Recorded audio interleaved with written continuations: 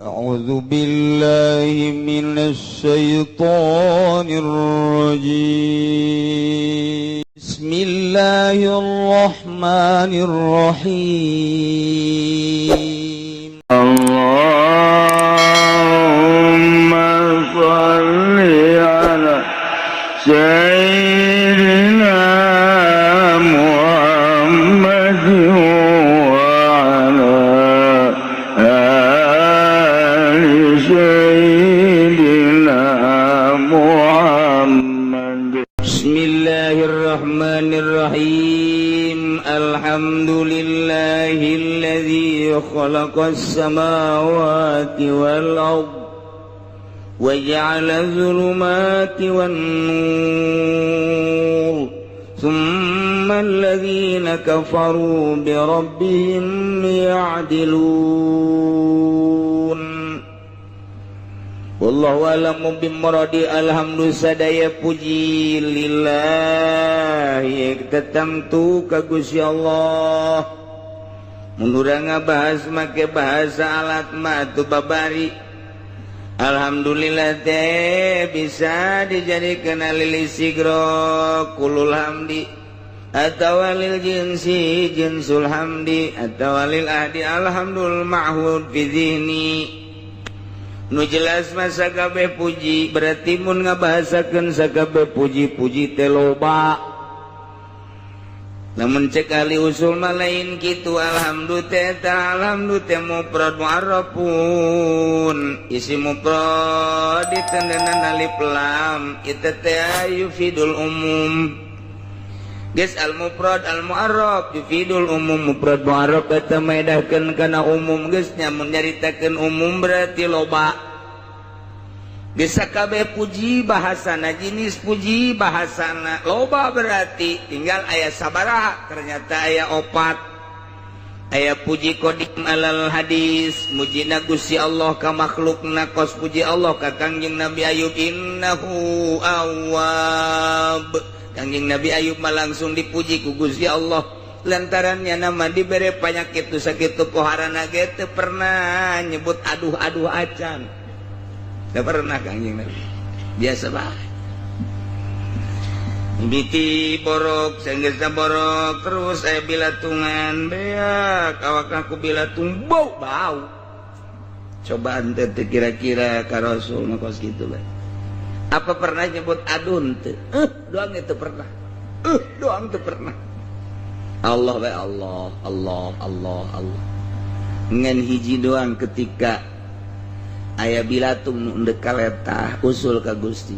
Hampura Gusti, lain abdi embung. Dicoba ku Gusti bilatung datang kaletah. Ngan mun letah kena bilatung abdi teu bisa nyebut ngaran Tuhan sakitu bae. Ieu mah da usul teh sakitu bae. Urang mah kakarak liat satik.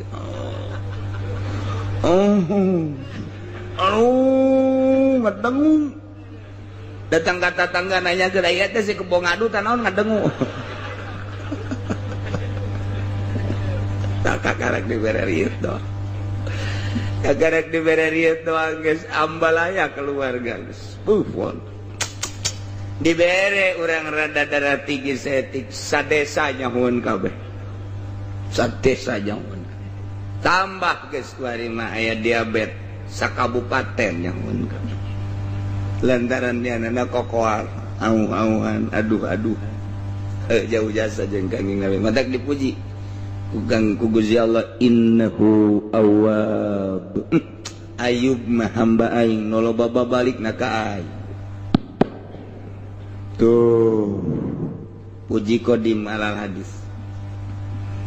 Aya deui puji hadis alal qadim mujina makhluk ka Gusti Allah atuh urang muji unggal poe ka Gusti. Aya puji hadis alal hadis urang muji ka papada urang kasep amat, ganteng amat, geulis amat, barahan amat dan lain sebagainya. Eta nu Allah kabeh. Aya puji qadim alal qadim mujina Allah ka Gusti Allah. Cak Allah teh pan aing mah maha rohim, aing mah maha gopur. Muji Allah ka Allah. Zat aing maha rohim, zat aing maha gopur. Taeta puji qadim alal hadis puji hadis alal hadis, puji hadis alal qadim, puji qadim alal qadim. Wabeh ya Allah. Lain orang. Kisanan Allah ketika orang hayang dipuji musyrik. Ngaranna syirkul khofi. Hayang ke alam teh ngaranna riya, ngaranna syirkul khofi.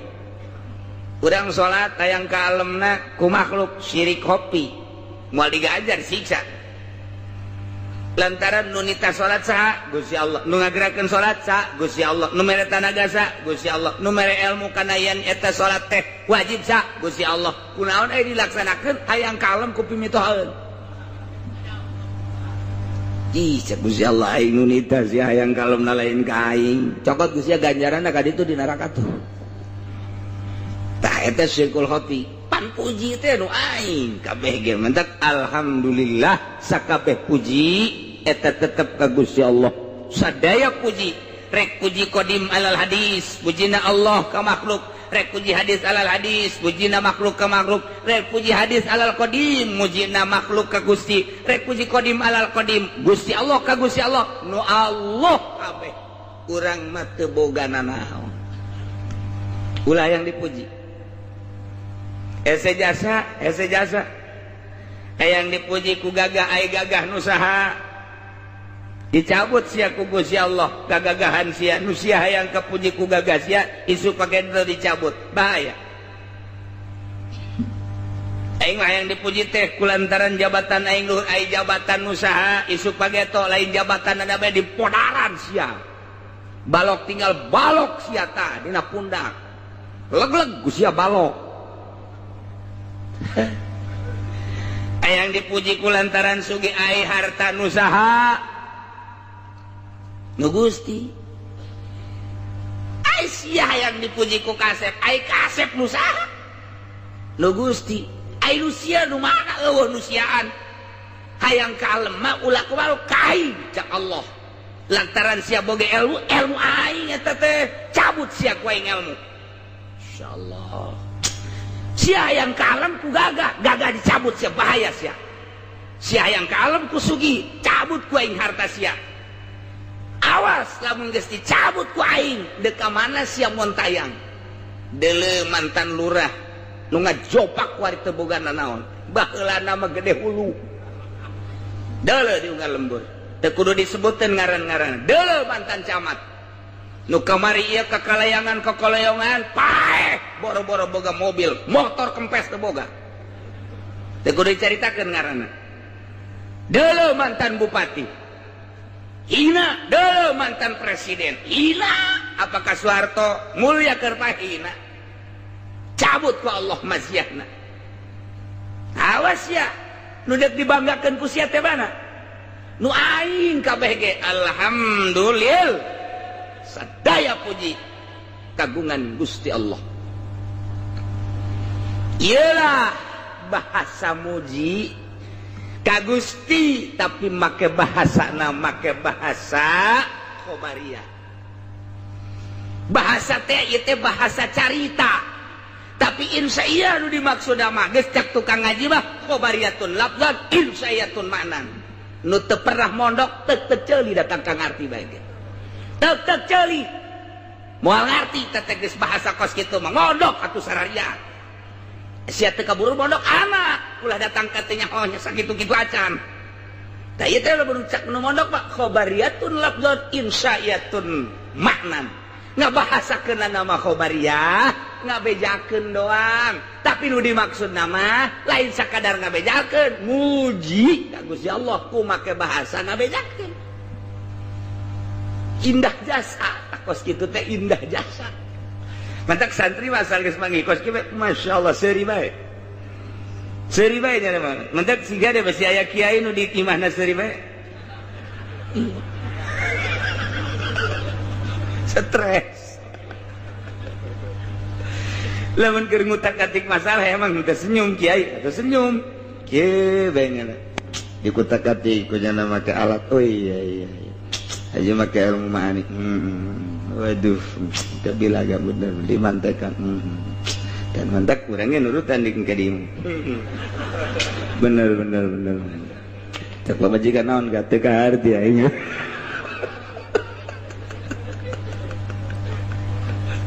Aduh Gusti Allah. Nah iyalah khobariyatun labdun imsyayatun manan. Di mana kanyahoan khobariyahna? Panrangkaianana mubtada khobar.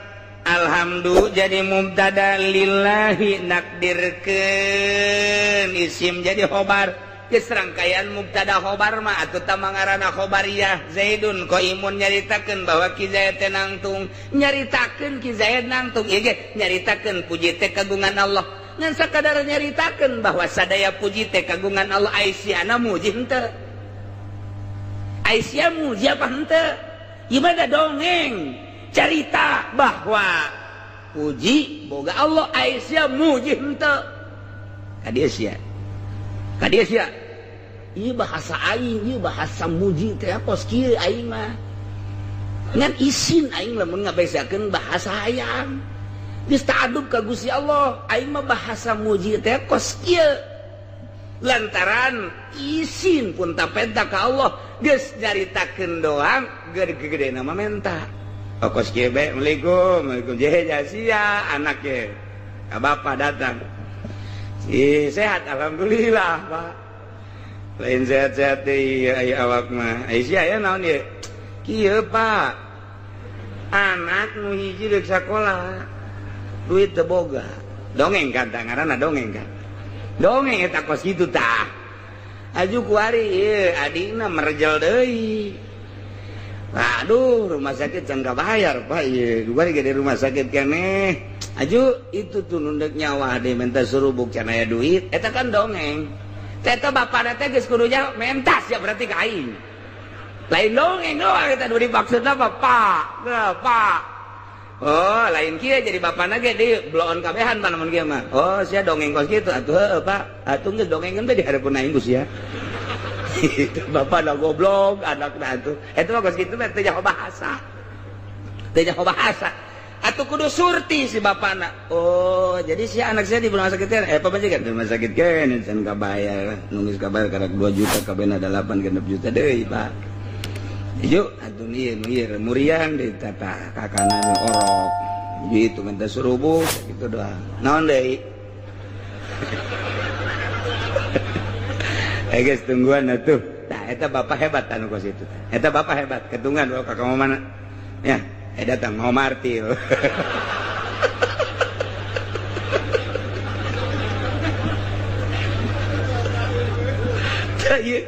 Bahasa bilagah teh kos kitu indah jasa. Jadi teu kudu menta, Bah. Masyaallah, kula mah tulungan bae di rumah sakit-sakit tuh eta henek ka bapak. Eta henek eta ulah ka bapak mah teu kudu kitu dongeng bae dareupeun bapak. Oh. Atuh pan sia teh patalina jeung aing kolot, sia kasusahan atuh berarti sok ge milu susah. Geus bae atuh kono mah tungguan heulanan. Sia boga surat sawan teu. Eta mah jual heulanan. Teu kolot blon eta kos itu. Lain nambahan sawah. Pan kunaon itu batu nu aya bae duit Abah. Lain nu aya. Aing atuh hayang paperet dina salah sia sarua.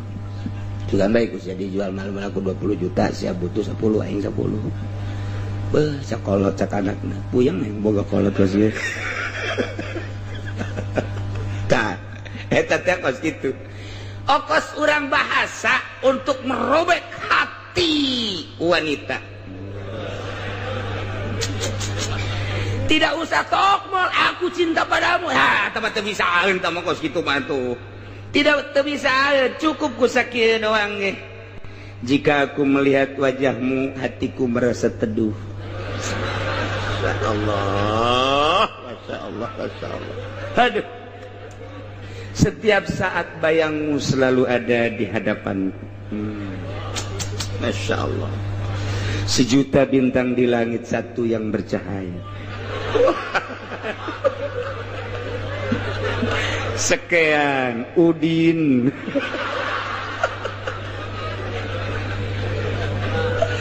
Aduh, eta awalnya membaca kitu dah. Aduh, robek hatiku sekian.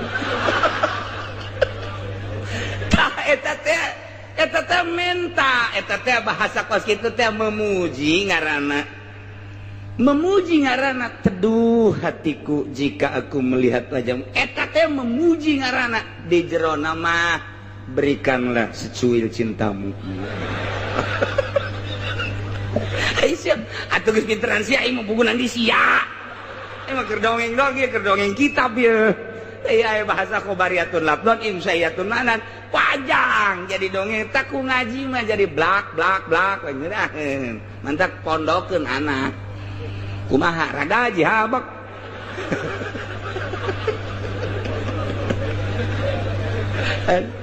Dia tak bahas kok gitu bae angel dah. Jadi lamun geus ngaji mah atuh perna ieu mah kudu tukang ngaji mah kulantaran ieu mah lobana nu teu ngaji supaya nyaho. Nu geus masantren mah atuh kos ieu mah geus ipis ngan haju poho deui. Islamun ngabahasakeun in khobariyatun lafdhan insayatun ma'nan berarti make hiji kalimah lain pada aslina atuh majaz. Mulai geus tah majaz tah. Ngageserkeun kalimah tina makna hakiki kana makna majazi per kalimah kuari mah per kalam pasti kadituna majazna ieu adalah tamtsiliyah atuh beda kena kadituna tuh lamun per kalimah majaz teh pasti istiarah mun teh istiarah teh majaz mursal tuh ieu mah kan per kalam rangkaian mubtada khobar rangkaian syarat jeung jawab rangkaian dan lain sebagainya. Oh jadi beda ke ngagunakeunana ngalaksanakeun ngan tetep majaz kos kieu teh majazuhum kalimatun ustumilat figuri aslihin lau qadudiyat wa qudiyat ngeunaheun dek pake samarqandi al majazu dah dereng-deng atuh babari mentek ngeunaheun mun urang mondok. Itu maksudnya mah anak unsiul hamdah pimaksudna mah abdi teh ngabuktikeun muji ka Gusti ku bahasa carita sarua jeung kitu sarua jeung tadi anak sabenerna mah kula teh deuk menta ka bapa ku bahasa dongeng tuh jadi lamun kolotna pinter dongeng eta lain ditanggap naon deui sia naon deui atuh aing karunya jak ka sia cakana karunya sih teu mere belum.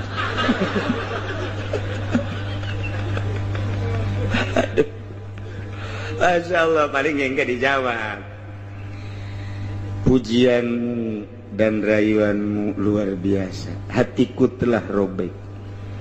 Luar biasa. Aku pun sama seperti engkau Udin. Sebelum engkau mengirim surat kepadaku, wajahmu telah ada di hatiku. Namun maaf, galedek datang, jeger. Aku telah dijodohkan oleh orang tuaku. Wah. Walaupun demikian tetap cintaku padamu. Balas deui, kutunggu jandamu.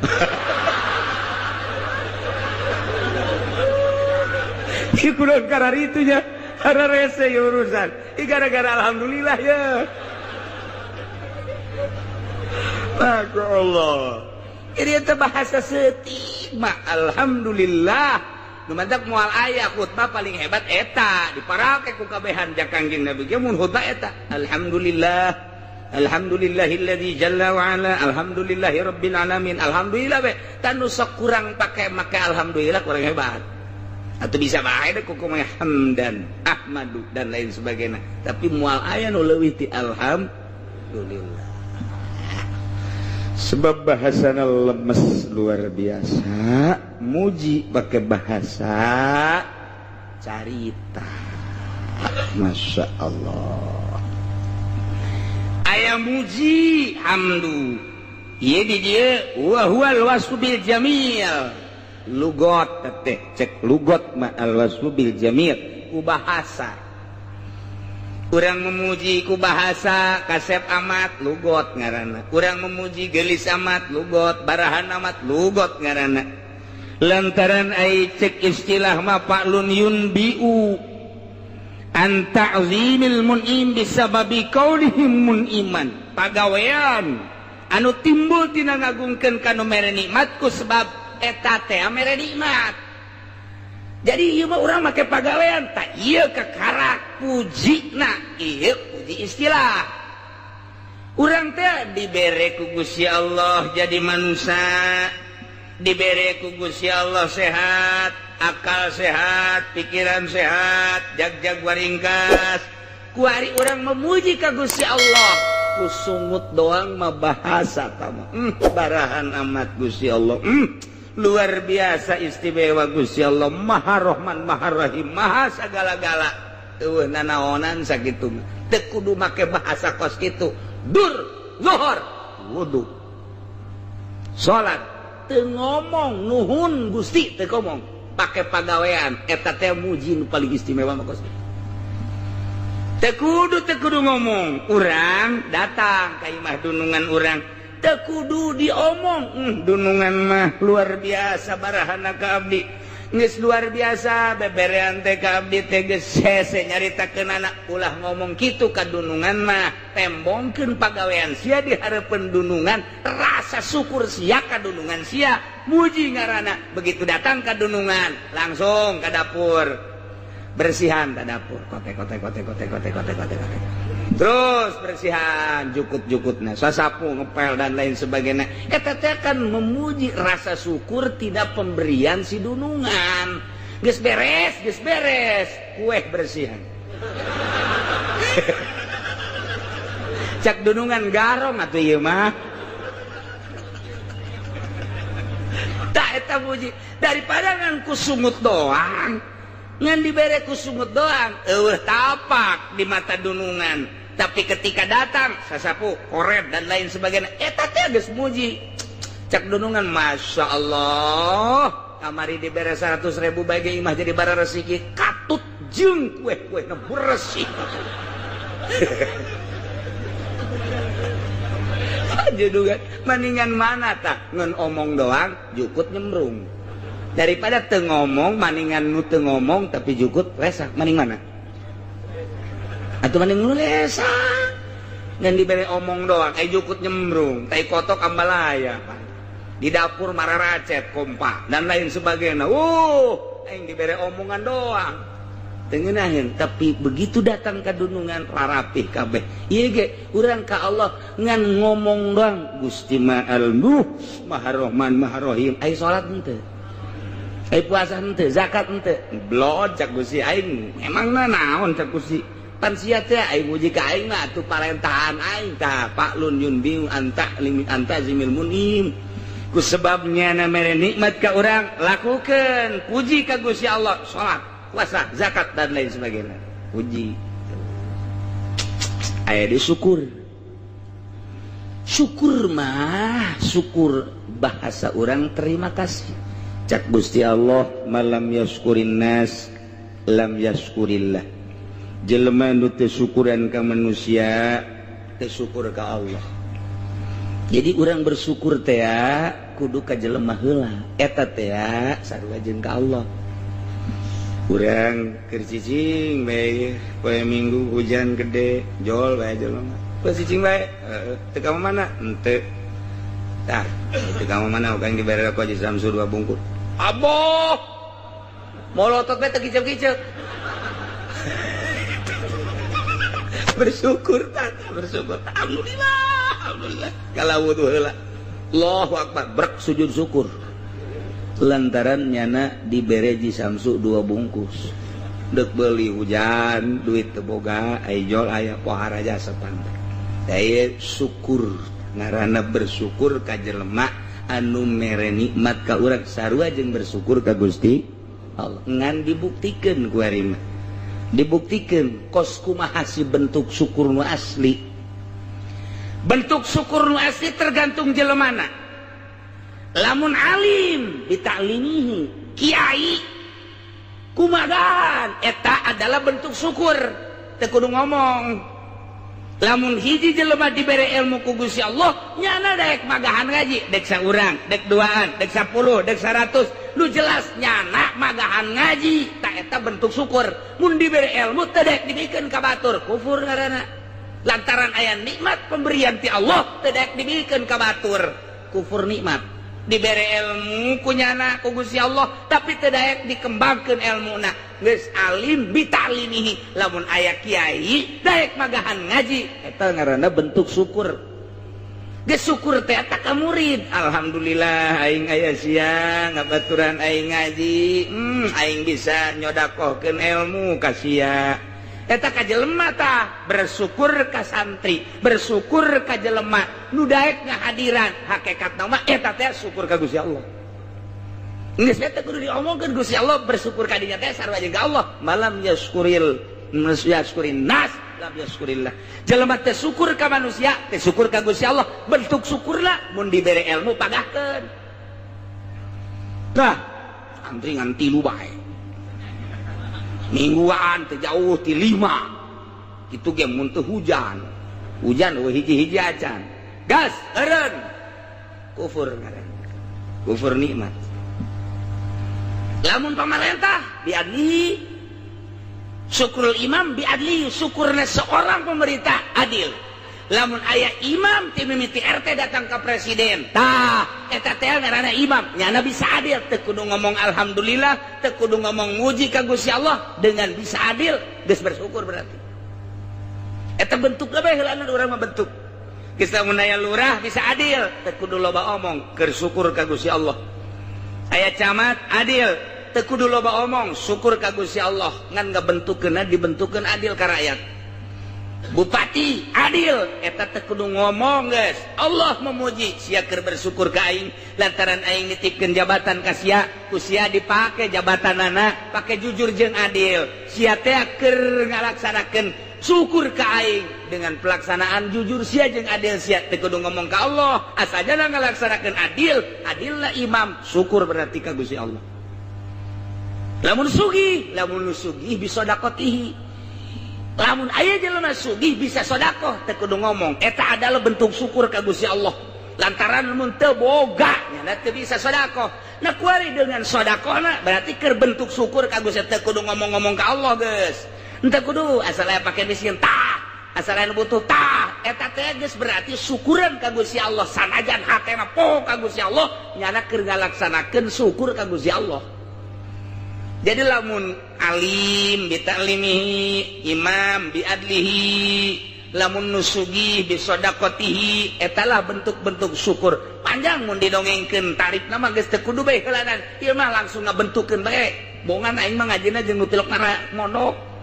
Jadi haju kahartipan tah. Oh, kos kitu. Daripada ngabudah ngomong bae. Lurah loba omong, ai jujur henteu, kufur berarti.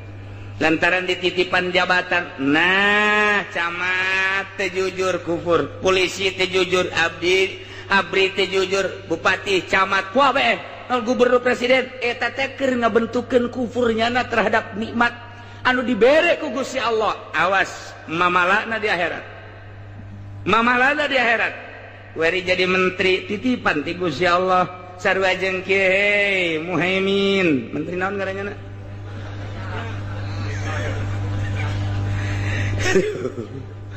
Atau ini nama menteri gitu agama sangat menteri agama. Oh, si Surya bener kan si budak. Acak-acakan sana agama ini di dunia. Aduh. Surya cak bos ya Allah. Dharma 2 Ali 3 berarti. Aing titip jabatan kementerian sia dijadikan menteri agamanya kade hiji ulah digunakeun ku maneh pake jang partai maneh petilu, ulah digunakeun pake organisasi, ulah digunakeun bate imah secara nasional. Titip aing ka sia jujurkeun jeung adilkeun, teu kudu loba omong, asal sia ngalaksanakeun bentuk syukur ka aing geus aya, aing bakal mere la azidannakum. Lamun sia henteu jujur teu adil, kufur nikmat berarti sia, aing geus nyadiakeun neraka jahanam, jang si ieu lain jang sasaha. Teu aya sumput salindung aing mah, nyeun tes 2 bae sorga jeung neraka. Sia jujur sorga, sia teu jujur neraka. Nyaun masyarakat ke kabehan mun sia di akhirat lantaran di dunia teh jujur aju sia di akhirat dikasorgakeun, aing cak Gusti Allah pasti didemo ku masyarakat embung aing. Mata ka Allah mah malah nu demo Hai Presiden SBY, engkau telah diamanati oleh seluruh bangsa Indonesia, rakyat Indonesia, 200 sekian puluh juta memandang dirimu, hai Presiden. Dan di dalam negara ini macam-macam yang harus dilindungi, mulai dari papan atas sampai papan selem kelem. Abeh ieu teh ku sia teh kudu dising hade. Sia teh kan boga cabang-cabang jeung ranting-ranting melalui sub-sub, mulai diatur oleh kementerian-kementerian. Bila perlu tambah deui menteri besi kurang ngelolana. Kadituna terus aya gubernur per provinsi, aya kabupaten, bupati per daerah tingkat 2. Aya jang ngembangkeun kejujuran jeung keadilan sia, aya kecamatan. Kabelah dituna jang ngembangkeun kejujuran jeung keadilan sia, aya desa, aya arat.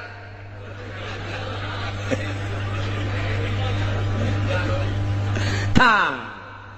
Sok laksanakeun ku sia kade titipan ieu teh presiden teh. Sia jujur, sia adil, aing nyadiakeun sorga. Sia teh jujur, sia teh adil, aing nyadiakeun neraka. Sakitu bae, andai kata masyarakat ku aing ditanya, jujur henteu, cak masyarakat henteu, ku aing moal dikasorgakeun sia. Aing gedet nanya, padahal aing nyaho, aing bepang pangeran, tapi tetap saksi mata. Nah ieu nu bakal ditanya, lamun sia teh jujur SBY, hai ku aing dikasorgakeun, aing di demo. Jore amat pangeran Allah di demo. Ku si Alek, ku si Udin, Jepri. Itu bagus. Nu mantak moal aya be. Amal nu henteu dibales. Amal bagus, balesanna bagus. Sorga, amal goreng, balesanna goreng. Neraka, janji aing. Padahal mah hak peto aya di aing. Sanajan maksiat deui ku aing kasorgakeun bae tuh kumaha aing aja nu aing. Sarua jeung baju sia. Baju ieu teh tiru ku daki dek dika lamarikeun bae atuh kumaha sia bae nu sia. Ieu geus nangis trika tapi na dek diteuneuh di luhur hau atuh kumaha sia bae. Jabatan manusia ieu ngan merenangan saimah-imah demo.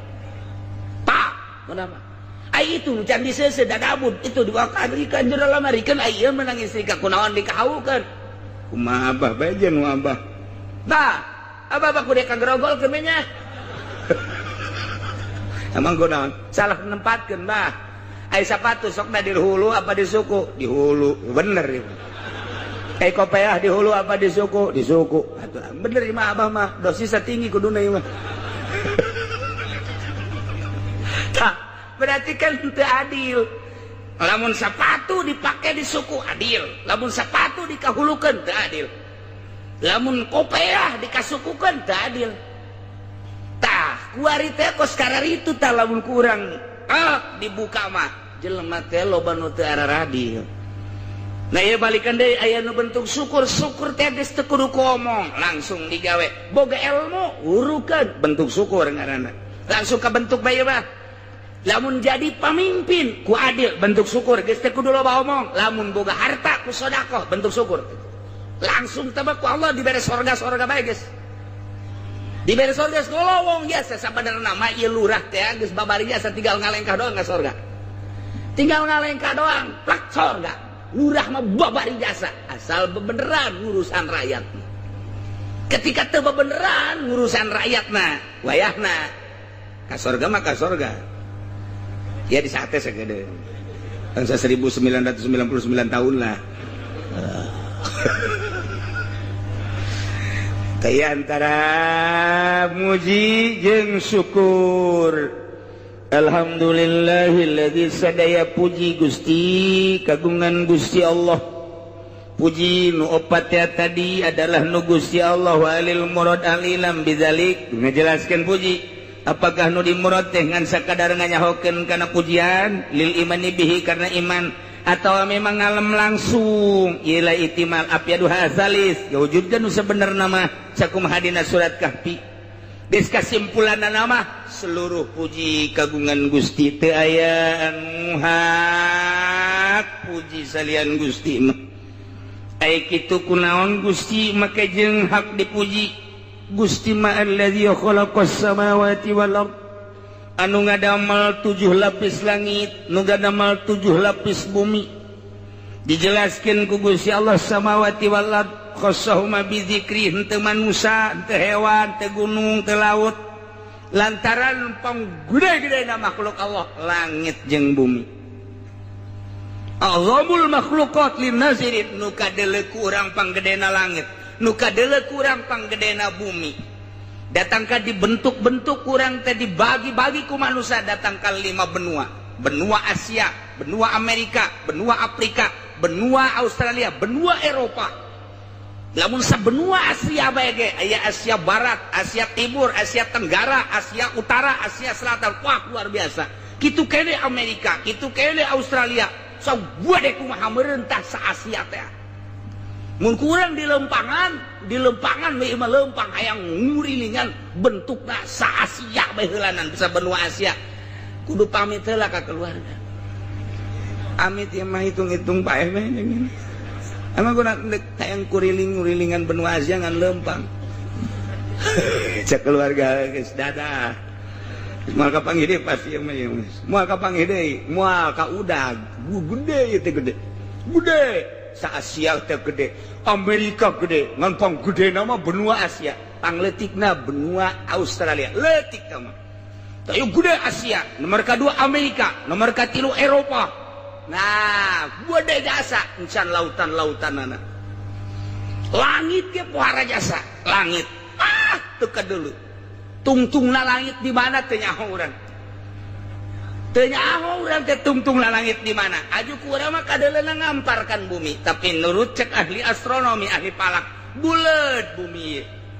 Bumi bulet, komar bulet, bulan mata poe Samsun bulet, Zuhra bulet, Samsun Zahra mata Zahal Zuhal bulet.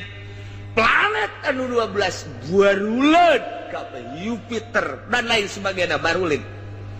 Jeung ngabogaan poros kabeh ge ngabogaan tempat lempangna wa kullun fi falakiyas bahun kurang sok dibaca pan di surat Yasin wa kullun fi falakiyas bahun wal qamaru qaddarnahu manazil hatta 'ada kal urjunil qadim la syamsu yanbaghi laha an tudrikal qamara wal lailu sabiqun nahar wa kullun fi falaki lantaran teu ngarti atuh henteu nyaho maksudna teu paham dibaca mah dibaca bae padahal mah wal qamara qaddarna kaula nu agung geus nakdirkeun geus mastikeun al qamara kana perjalanan bulan wal qamara qaddarnahu manazila aya manzilahna nu mantak aya manzilahna di ilmu falak teh ieu teh keur manzilah naon ku ari di bulan naon ngitung ti April, Maret, Mei, Juni, Agustus, September, Oktober, afhamtun berarti ayeuna dina hamal burujna teh lamun April, Mei, Maret berarti marhutun, Maret hut dina manzilah hut berarti geus engke aya usna aya 9 geus aya manzilah-manzilahna tah beuki angel wae mondokos ge gitu. Beuki angel bagian geus engke aya jihad syamsonan kitu shimal aya janub apamtun mesanhun yuljahun agasus sepsumjun burujun simaliun April Mei Juni Juli Agustus September ini adalah buruj simali berarti perjalanan matahari adalah kaler okmizun nop asdun deskozun abdab janjantun septun terotun eta adalah janubiun kaditu berarti ke burujnya adalah simaen janubi kidul mata kurang nele bulan geus teu kudu hese ka kidul apa ka ler kidul apa teu dina bulan we heula bulan naon ieu Maret oh marhutun simalik deuleu ku ka belah kaler tuh teu kadeuleun bulan ege susu eta bae nu kadeuleu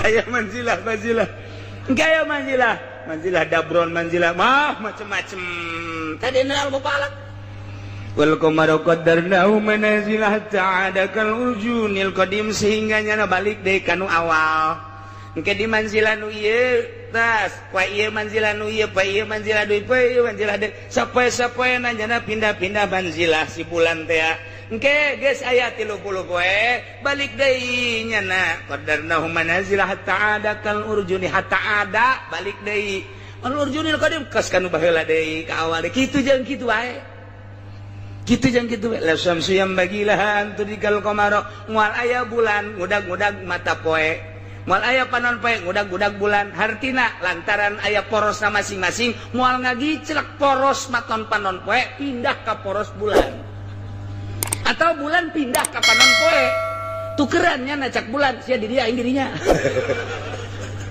wow la syamsu yambagilaha an tudrikal qamar walal lailu sabiqun nahar moal aya peuting miheulaan berang-berang miheulaan peuting atuh geus aya dina jamna lantaran melalui panon poe melalui bulan bakal kanyahoan poe bakal kanyahoan di jero poe ke aya jam la syamsu yambagilaha an tudrikal qamar walal lailu sabiqun nahar geus dijelaskeun ku Gusti Allah ulah hese-hese wa kullun fi falaki yasbahun aya paranti lempang-lempangna kareta cek tukang babadean mah jeung Garut mapan loba kareta naon sababna sia eta kareta lamun aya jalan teh sok dimake papalang gitu kan teu kan kareta teh aya pintu sok dipapalangan gitu babadean tadi Garut mah naon sababna sia atuh sababna beusi aya motor ka dieu lain kunaon beusi kareta mengkol ka dieu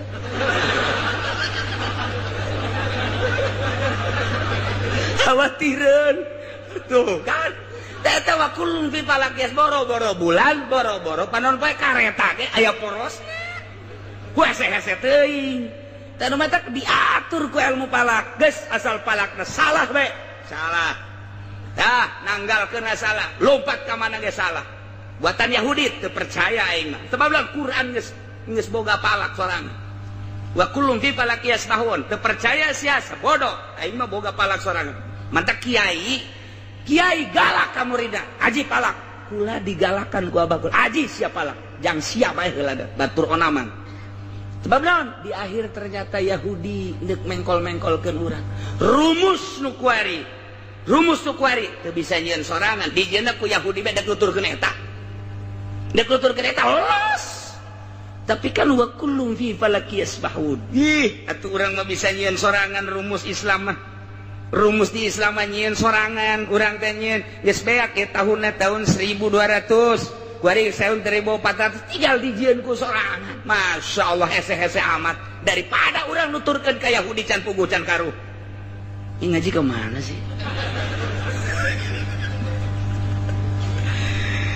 Gitulah Gusti Allah teh nu mantak sadaya-daya nyanggakeun puji nu Gusti lantaran Gusti manu ngadamel 7 lapis langit encan kadituna aya aras encan kaditu aya sidratil muntaha encan kadituna aya rob-rob encan kadituna aya kolam aya lauhil mahfuz Masya Allah berbagai pengalaman para rasul diantara Kangjeng Rasul urang ketika Mi'raj boro-boro sasaha malaikat Jibril ngan datang ka langit ka-7 bae pamitan malaikat Jibril tidinya teh Muhammad teu bisa kula mah naik ka luhur terus lantaran wilayah kula mangan sakikeuna bae cak Kangjeng Nabi mah nyai ti handap babarengan datang ka dieu ai kula ditinggalkeun hayu bae embung lain wilayah Jibril mah Jibril embungeun ngalengkah nu lain wilayah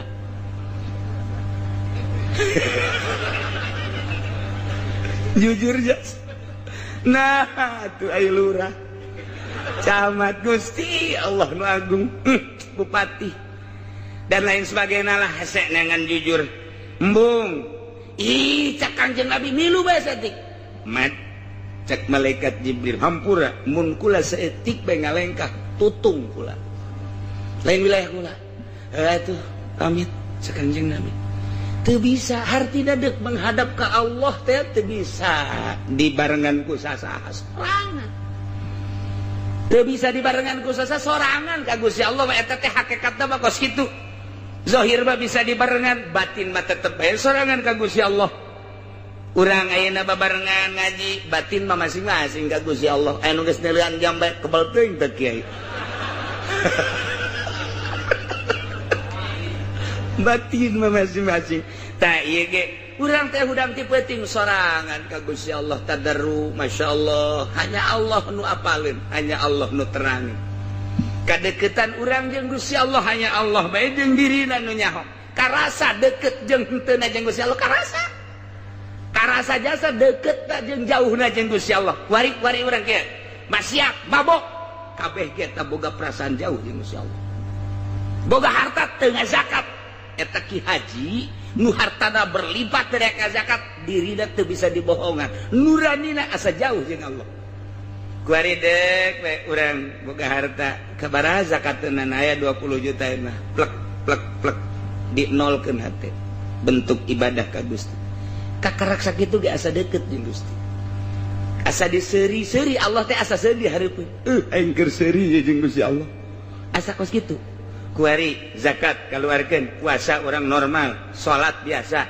urang tahajud asa deukeut biasa jeung Gusti Allah masyaallah coba ge nu sok tahajud mah gudang isuk-isuk moal aya marah aya jelema nu sok udang teu penting moal aya marah naon sababna sebab asa deukeut jeung Gusti Allah isuk-isuk diuk di meja dibawakeun kopi jeung henteu bakal moal aya reaksina naon ka pamajikan moal aya keur dibawakeunana malah cegah teh lah ning teu kudu ngarepotkeun tapi lamun urang kerek bae hudang subuh kaberangan mandi gejebur salat subuhna sakieu kunutna isin pan luhur kieu besi anu yang serikeun Allah madini mana keberan anak kadinya bah pan kunutna di dinya kaluhur keur salat ge goblok ulah ngomong dia beres salat langsung ka meja eta ketin marah di hai kopi atuh tong ngomong kopi atuh wewe kopi lain meuli atuh pan begitu tadi beres sia sok ngomong ayo waktu geus marah luar biasa geus bae dikerokkeun bolseng tah song tah tadi mah paroe kuwi bacang pamajikanna seuri we bebeja emang eta karasana kumaha kopi geuna heuy tambah bolseng paingan pek deui goblok sia cakira eta akibat teu penting teu hudang mamarahan nah ialah Gusti Allah ieu keur carita alladzi khalaqas samawati wal ard Allah teh panu ngadamel 7 lapis langit masya Allah encan nu lain-lainna haji Allah nu nyaho kalegaan langit wal arda jeung bumi di jero bumi teh wah tersimpen macam-macam aya minyak di jero teh aya solar aya besi di jero teh logam perak emas dan lain sebagainya aya emas onom teh kudu jerotan di Brebes ge loba tah emas mah tah eta loba jasa tah eta tersimpen alladzi khalaqas samawati wal mentak puji ka Gusti Allah Masya Allah mantak disebut samawati wal padahal mah gunung aya laut aya nu kadeuleu ku urang panggedena langit jeung bumi naon deui wa ja'ala zulumati wan nur jeung Allah ngajadikeun popoek-popoek wan nur jeung cahaya-cahaya ai di dieu zulumat mah dijamakeun ai nur mah henteu naon eta teh rahasiana lantaran ai zulumat mah sababna loba jasa mantak wa jamaah dunahu Allah ngajamakeun kana zulumat ai nur mah henteu likasati asbabiha lantaran loba pisan sabab-sabab zulumat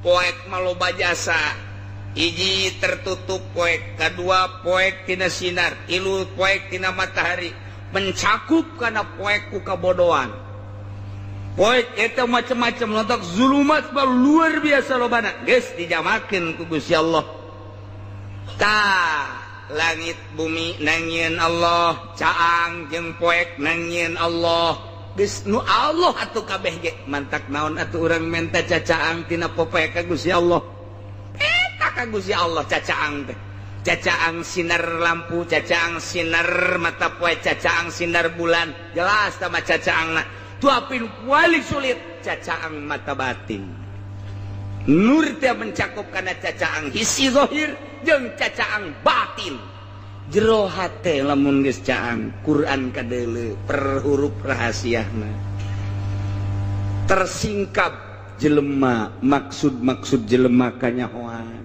lamun urang geus caang mata batin cieun urang teh tembong ka Gusti Allah caang mata hate ngaran aya pengajian caang mata teh urang neangan cacaang ngaji neangan cacaang ngaji mah neangan cacaang nu tatarina teh nyaho rukun salat barang ngaji nyaho caang bray nu tatarina teh nyaho rukun wudu barang ngaji bray nu tatarina teh nyaho kredit haram bray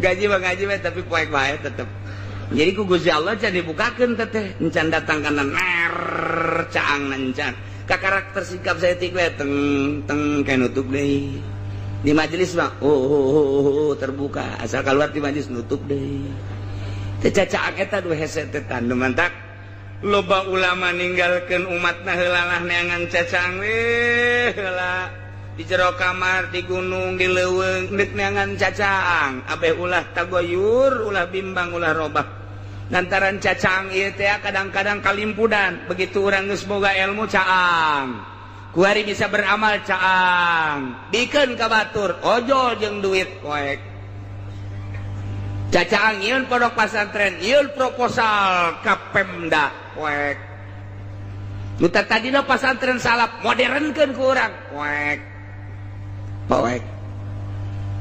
lain hayu beki caang beki poek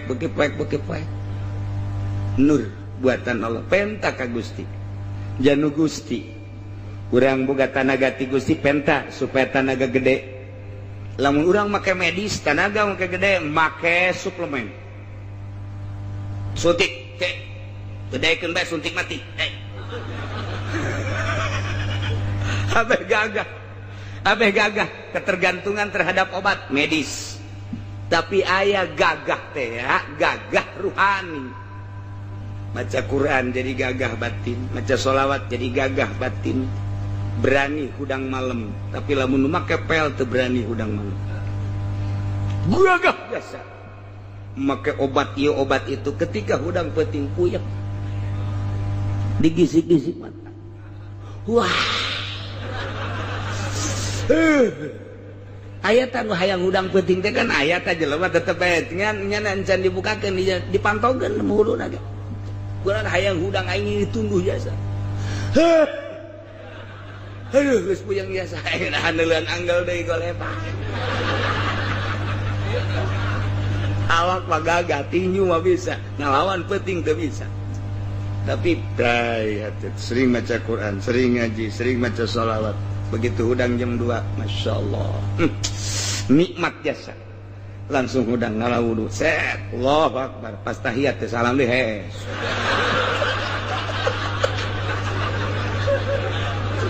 sarwana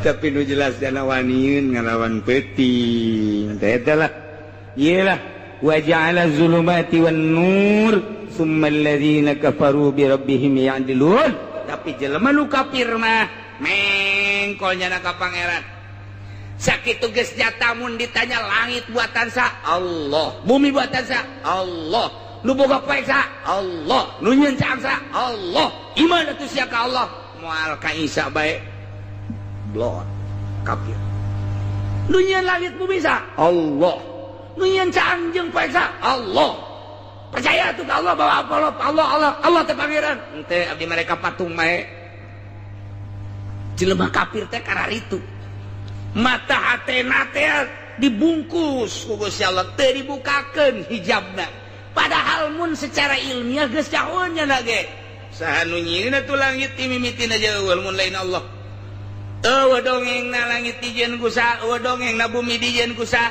sedangkeun aya makhluk pasti aya khaliq telusuri melalui ilmu filsafat bakal kapanggih pasti aya nu nyieun budak teh angan nu nyieunna moal kapanggih kecuali Allah percaya tuh henteu deuk batu bae geus jelas ieu teh langit ciptaan Allah bumi ciptaan Allah poek jeung peuting teh ciptaan Allah tinggal percaya bae atuh iman Allah teh pangeran tapi tetep bae summal ladzina kafaru bi rabbihim ya'dilun endahan mengkol jana mah ibadah teh nyembah teh ka Tritunggal Maryam Bunda Maryam pajal pangeran Isa masih pajar pangeran batu patung pajar pangeran kayu pajar pangeran naudzubillah min dalik nandakeun bahwa Allah pangeran dalilna aya dada melanana naon dada melana langit bumi poek jeung caam teu arti mun aya dada melana eueuh nu ngadamelna